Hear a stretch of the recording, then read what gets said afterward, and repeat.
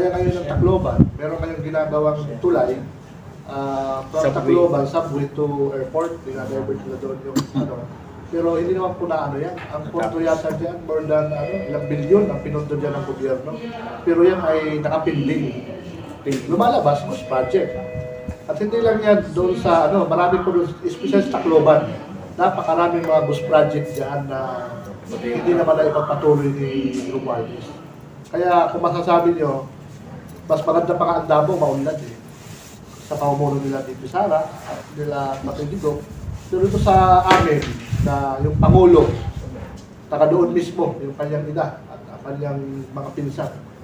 Bakit doon sa amin walang napaunlad at walang nararamdaman na maginhawa yung buhay doon? Mismo mga project nila, ghost project.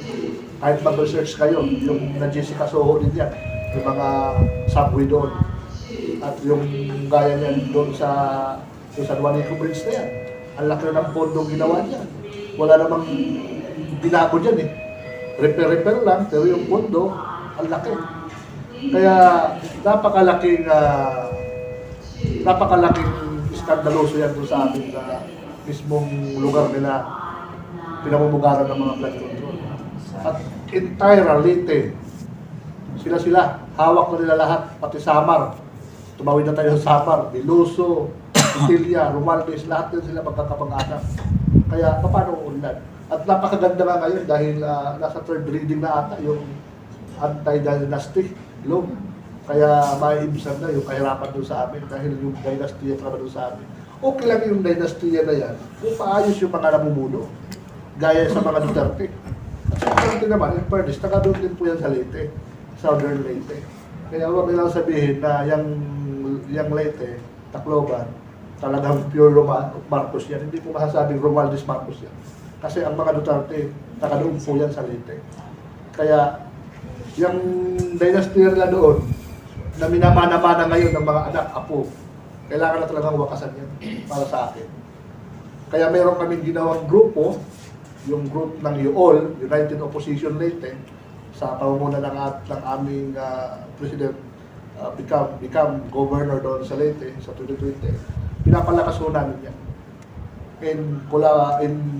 Kulik sa kay Dito Sara, talagang inaano namin yan doon, tinutulungan. At doon sa amin, para aware lang kayo, marami doon, mga kunyari, Duterte, mga vlogger, Duterte Puno, pero wala naman sa puso nila yung Duterte. Kaya kung may makikita kayong mga Duterte na sasabi doon, hamunin nyo. Minamarket lang nila. Minamarket lang nila yung pangalan Duterte. Bakit? Ang laki ng ligaya ng Romualdez doon. Lahat ng vlogger doon, bayad. Lahat ng media, bayad. Kumuha ka pa ng islat doon. Anong klaseng islat yan? Ating gabi ilalabas, sino pa makakarinig yan? Diba? Go! Tawag dito, nakabalitaan namin na tumakbo kaya po yata ng pagka-vice governor nakarang election, no? Meron ka bang plan na tumakbo ulit ng pagka-politiko? Kung ano man pong posisyon yan? Yan nga, kasi unang-una, tinatawag nila akong Gob. Parang napag-isip-isip ko na kailangan na talagang mabago ang liderato ng Leyte. At din, ipaparating itong pakiusap. Kung totoo talaga na ang mga Leyteño ay gusto na talaga ng pagbabago, maging mapagmatyag kayo. Una niyong mantyagan yung Comelec. Comelec talaga ang mantyagan nyo.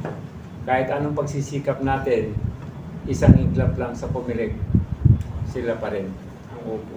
Gab, alam ko masyadong maaga pa, no? Pero pwede ba namin malaman na yung magiging plataforma mo? Maganda yan na katanungan mo. Unang-una ko talagang plataforma, noon pa, food security. Paano kung pagpapatuloy ang food security na yan? Ang unang-una, sinisira na nila ang kalikasan. Yan ang pinagkukunan sana. Ito na lang masasabi ko. Kung ano man ang magawa ko sa agrikultura, lahat ibubuhos ko ang tulong para sa mga farmers para may pagpatuloy nila ang pagsasaka. Kasi halos lahat doon sa Leyte, pag may nag-aari ng mga lupain, halos hindi nila ipasaka. Dahil kontrolado na ng komersyalismo na. Binibinta na, so hindi na magagamit ang lupa. Kanya-kanya na. So, kailangan talaga pagtuunan ng pansin yung food security para sa ating mga mamamayan. Pangalawa kong plataforma, lahat ng mga senior high kailangan compensated na sa kanilang work immersion. Wala nang libre. Minomonopolize nila, nagkakaroon pa ng korupsyon. Pinapagtrabaho nila sa hotel, yung mga work immersion ng mga scholar, pero walang compensation. At saka maraming scholar, wala akong pinipiling scholar, matalino man o hindi, basta qualified sa akin na nagpupursige mag-aral, scholar yan sa akin. Lahat. Bob, balik lang ako dun sa DepEd. Although napaliwanag na noon na yung pagdating dun sa confidential funds ni VP Sara ay malinis ang pagkagamit ng pera, ay kasali pa rin doon sa kanyang impeachment yung mismanagement of financial doon sa kanyang confidential funds. Straight from the heart, do you believe na may nangyaring mismanagement doon sa pondong iyon? Para sa akin, malulusutan yan sa impeachment, yung ganun. Ang tinitingnan ko lang ngayon yung mga ibang kaso. Aside dun sa sinabi mo, malulusutan yan ni Madam VP Sara dahil sa dahilan na naniniwala ako na malinis naman, wala namang problema sa DepEd with regards to confidential fund. Ginagawa lang nila yung issue primarily hanggang sa nagkaroon ng galit kay VP Sara at nakapagsabi siya, yun ang ginawa nilang kaso na naman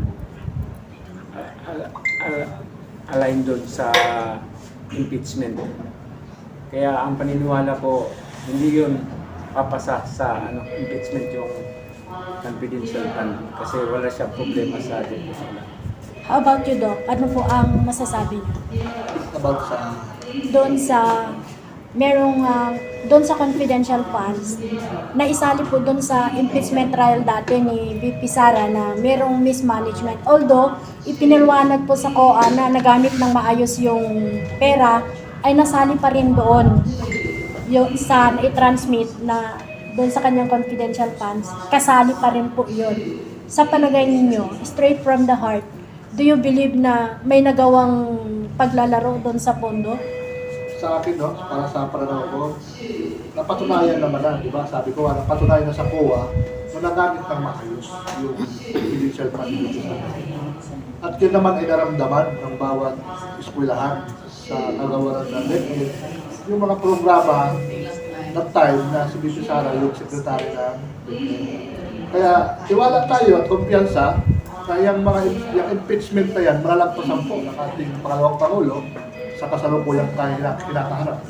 Dahil ang impeachment kasi talagang ginagawa nilang politika, ginagamit sa politika dahil alam naman natin na criticize nila si Sara sa 2028. Kaya para sa akin, pananaw ko, prayer lang po tayo na malagpasan po ni VP Sara yung impeachment na yan para magtuloy-tuloy po yung movement natin by 2028.